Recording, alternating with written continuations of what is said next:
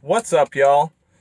As you probably read in the title, this video is going to be all about trucking.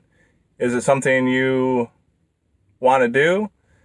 Some things that go into it, some things that you're going to expect to be doing while you're doing the truck driving, and if you want to be a company driver, lease purchase, on your way to becoming an owner-op, or straight up buy your truck and get out on the road, whether it be under your own authority, which is, spending that money so you can go ahead and bid on your own loads. But what is going to suit you best? We're going to start out, I want to talk about driving company. We're just going to do a little kind of pros and cons, a few different points, my opinions a little bit on driving for company, driving lease purchase, or driving to be an owner-operator, driving as an owner-operator. I have my little notepad. I have an awful memory, so I wrote some things down over the past few days, points that I think that people should know about. So your first pro with being a company driver is simply you have no truck costs. You don't own the truck. You don't have to spend your money on permits, plates, like highway usage tax, IFTA stickers, really anything else. If you have, say, a pre-pass, you're not paying for that. The company is responsible for it. You're brought on and offered so many cents per mile, whether it be 30, 40, 50, or more. I'm usually driving as a team driver. As you're with somebody else in the truck while you're working, you usually make a little bit more. But if you're going to do your solo by yourself, that's usually going to make around 40, 50 cents a mile as a company driver. Another good thing about company driving is loads are dispatched to you. You don't have to go on load boards. You don't have to deal with brokers. You're in contact mainly with your dispatcher, who's going to know your location and is going to go through the load boards and find a load for you. So basically, all you're doing is you're driving the truck. They're paying you for driving their truck and moving their loads. Cons for being a company driver is expect to be, especially if you're new, expect to be out a little bit longer than, say, a lease purchase or an owner-operator would be. It's usually you're going to be out for at least 2, 3, 4 weeks. If you want to be out longer, your company is probably going to have no issue with keeping you on the road, because you on the road equates to making money for the company, which means making money for yourself. Another thing about the loads is, again, you don't choose your loads. You could be hauling heavy, which is it's just kind of a pain in the butt sometimes, especially pulling hills or going down hills. It just takes a little bit more, and it wears on the truck more, which you're not going to have to worry too much about, other than sit time in the shop if your truck breaks or if the truck breaks. But the company, as I said, company owns this truck, and so they're going to end up paying for any repairs, any maintenance costs. Another thing with company, as I said, you're going to be paid by the mile, which is going to be a little less than what a lease purchase or an owner-operator is going to make. Owner-operators are typically going to make a percentage of set loads. So your average yearly income is going to be, you can still make good money being a company driver and have some peace of mind knowing that if the truck breaks, you're not responsible for paying that bill. But you're typically going to make anywhere 40,000 up to 80,000, maybe even a little bit more, depending on how hard you run being a company driver. But you can still make pretty good money.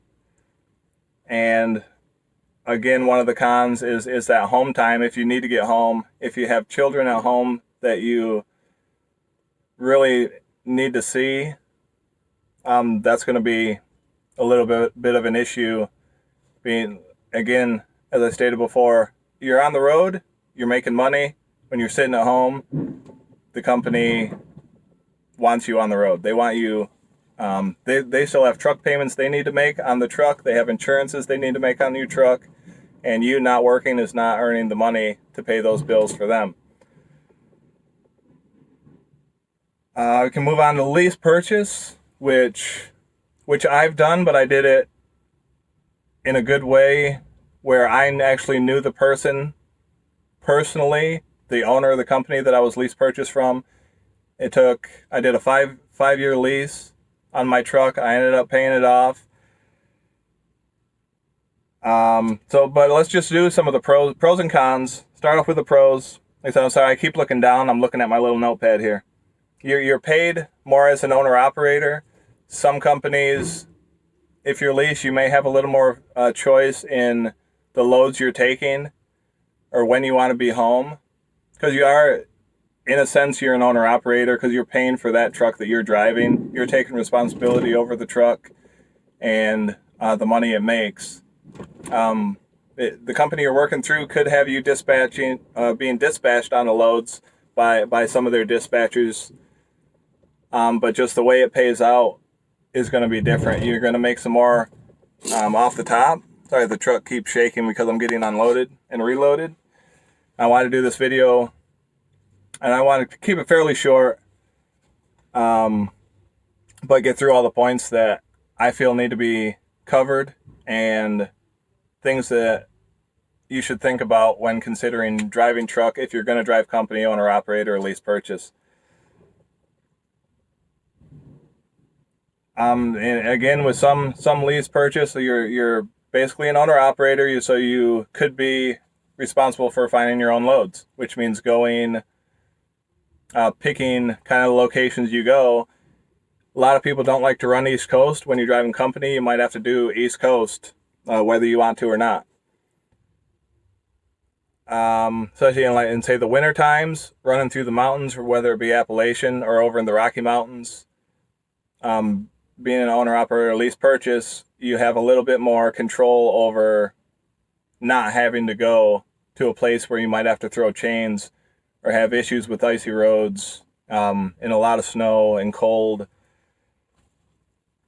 Usually in a lease purchase, your company is, most that I've ever heard of, they'll pay the initial to get any permits, as I mentioned earlier, the highway usage taxes, through your plates and the registration, your IFTA, any others, say if you have a pre-pass, but they're going to end up taking that out of you when they're going to take that out of your paycheck. Some cons about lease purchase. I've heard about, you got to watch out for some of the shady companies out there. Not mentioning any names, but I've heard some horror stories quite a few times about companies that will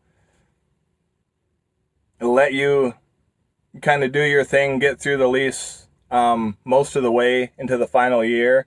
And if you have any little hiccup, you end up missing a load, even being late on load delivery. If you default on the agreement that you had with that company, even if they weren't doing it in the past and when you were earlier on in the lease, they can say you broke the contract by screwing up, or even if it was being sick and you had to be home for a week or two, and they can take the truck back. So you just got to be careful with the company. Do your research. Try to find the best deal. Even try to speak to some other drivers if you can with the internet. A lot of places you can get on forums, trucker forums, and ask the questions. Find the best company. If you don't have straight up money down to pay on a truck and you want to get it and you want to end up being an owner operator, a big option is lease purchase. Just do yourself a favor and do the homework. Find the best place that's going to work out. like I said, and ask other truckers. Because if they've gone through with a certain company, or you know of many, talk to many truckers that have gone through the situation, you're going to hear bad, you're going to hear some good. Just try to improve your position best you can. Again, a con with your lease, is you're going to be responsible for repairs, maintenance, oil changes, fuel filters, air filters, tires, anything else that needs to be done to that truck. When you're in a lease purchase, you assume that responsibility and you take care of that vehicle to keep making you money, so you can pay that off and end up owning your own truck. Another thing, I said it with the pros, I'm going to say it with the cons, just because it can be, it's another step that normally you wouldn't have to take. Say if you were a company driver, I mentioned you don't have to search your own loads. Being a lease purchase owner-operator, you're in search of your own loads, which is just, it's an extra step that you need to take. But if you do it correct, it could turn out to make you some more money. I believe I did some research myself on lease purchase, and I believe typically an average lease purchase salary over a year is about, I want to say about $120,000. Some make more, some might make a little bit less, but it really depends on how you run that business. Because you owning your own truck, that's your business. You own your own business. The money, the income that is going to be made, and the capital you're going to end up with depends on you. Pick the loads that are best for you, whether it's the location, whether you're driving, down south, avoiding East Coast, or avoiding out west into the mountains. Some I try to avoid that. Going east, over the mountains, or west over the mountains, especially in the wintertime, because it's a lot more to worry about. Obviously, going up hills and going down hills on slick roads, or having to throw chains, and even just worrying about other drivers. I mean, you can usually find they don't usually the load boards that I have seen don't typically pay that much more to deal with those kind of situations. So in my opinion, I would just better off running south, kind of running out southeast, or just down into Texas, say Louisiana, Alabama, Florida, that area. So you choose what works best for you, but you gotta take the time and get on those load boards and search to find the load that's going to suit you best, or whether it be for a couple days, or if you can find a load that's going to take you the whole week and pays you for doing that, and it's going to come out after your percentage to make you some money. And we're going to move on to the owner-operator side of it. That is just straight up, you go in either a dealership or wherever to purchase a truck. When I bought my truck, my second truck, I did not, you go over the different websites that sell trucks, and there's a lot of private sellers that they might look like good trucks, but especially with buying private, you understand you're going to have no kind of warranty.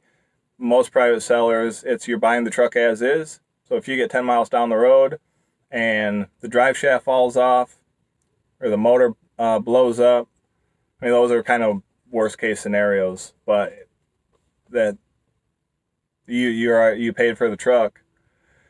So you're better off going through a dealership. Find a reputable place, or a dealer.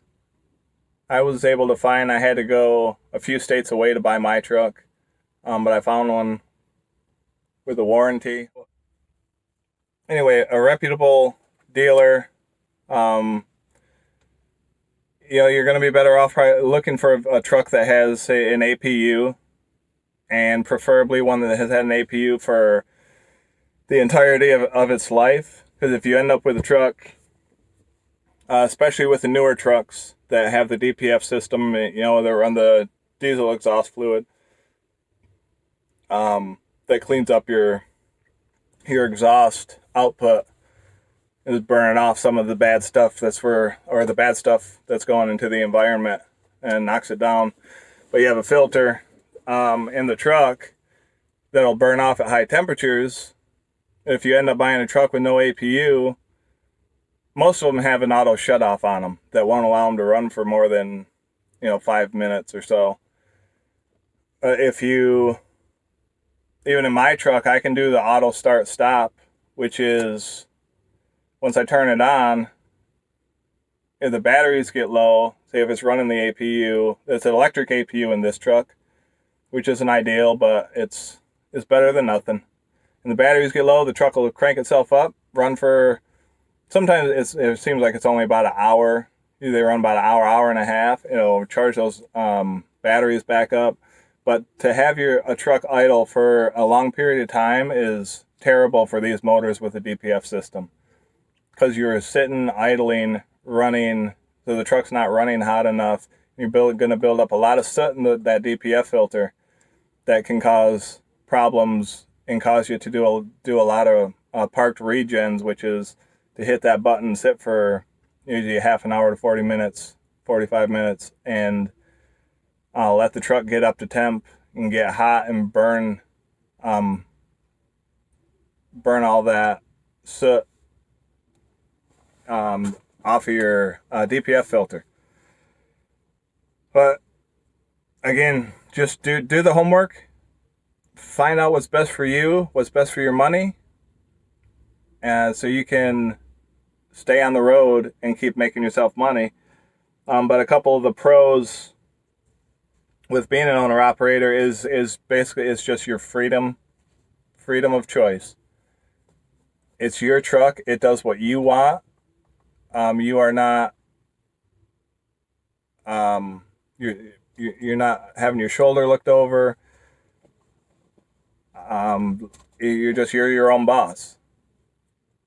You choose your loads. You choose if you want to haul heavy or light. You choose if you want to run north, south, east, or west.